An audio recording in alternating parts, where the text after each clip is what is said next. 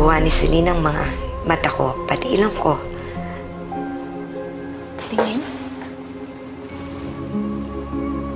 Oo nga, no? Para ko kayong chinita. Bakit ba hindi ko siya napansin? Na meron pala kami pagkakawig. Alam mo, gustong-gusto ko nang makita si Celine. Gusto ko na siyang mayakap at matawag na anak. Parang hindi ko na mapipigilan yung sarili ko. Hindi ko na makakayanang hindi gawin yon.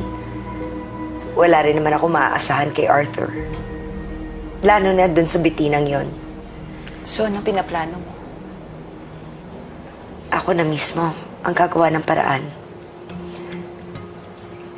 Papa, alam ko kay Selena.